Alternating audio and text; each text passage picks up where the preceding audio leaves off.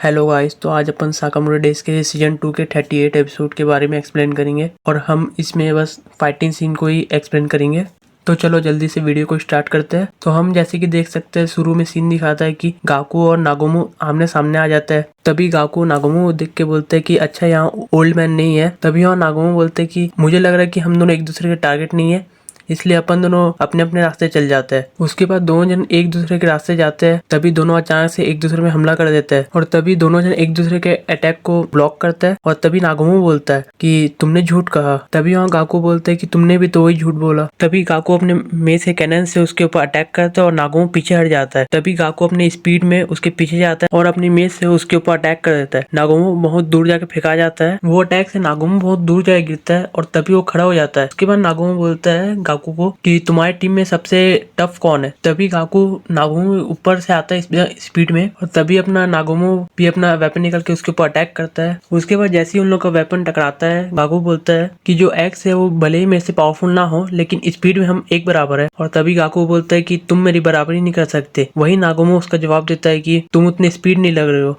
और जो तुम्हारे जो अटैक है वो विजिबल है। तभी नागोमो अपना पासा फेंकता है और पासा जैसे ही गाकू के आंख में आता है, नागोमो अपना वेपन वही पासा के अकॉर्डिंग स्विच करता है और एकदम स्पीड में उसको स्लैश मार देता है। तभी नागोमो बोलता है गाकू को कि तुमने मेरे अटैक को देखा। उसके बाद भी गाकू उसके ऊपर अटैक करता है और दोनों लड़ते लड़ते वेलिकल एग्जीबिशन के तरफ आ जाता है। उसके बाद दोनों अपने आमने सामने खड़े हो जाते हैं। तभी गाकू बोलता है कि आज से मुझे किसी को भी हैंडल करने में इतना टाइम नहीं लगा जितना तुम्हें लग रहा है। तभी नागोमो उसका मजाक उड़ाते हुए बोलता है कि बाथरूम जाना चाहते हो। नागोमो के हिसाब से भी गाकू जो है वो उसके लिए एक टफ कंपटीशन है। तभी गाकू को अपन देखते हैं तो वो नागोमो पीछे आ जाता है अटैक करने के लिए। गाकू अपने मैच से उसके ऊपर अटैक करता है, लेकिन जो नागोमो है उसे ब्लॉक कर देता है। इसकी वजह से जो पूरा इंटरेक्शन है वो टूट जाता है और दोनों जन नीचे गिरते हैं। और तभी नागोमो अपने जो वेपन है उसे साइज में बड़ा कर लेता है और नागोमो गाकू के ऊपर अटैक करता है तो जो गाकू है उसे ब्लॉक कर लेता है और गाकू उसके ऊपर पंच मारता है जिसको अपन ब्रूसली पंच बोलते हैं। तो वो गाकू से वो पंच मारता है। पंच की वजह से जो नागोमो है वो बहुत जाके पीछे गिरता है और नागोमो तभी सोचता है ये साकामोटो की तरह है। और तभी नागोमो बोलता है कि ये तो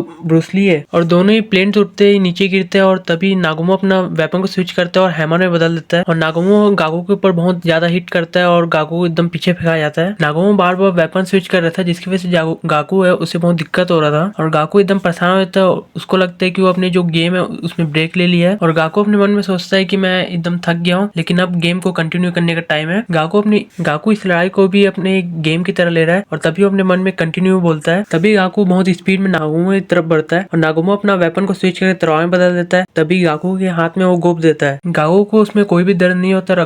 गाकू अपना हाथ को गोल घुमा के उसका जो तलवार है उसे तोड़ देता है। उसके गाकू नागोमो की तरफ पंच मारता है जिसे नागोमो इजिली डिफेंड कर लेता है।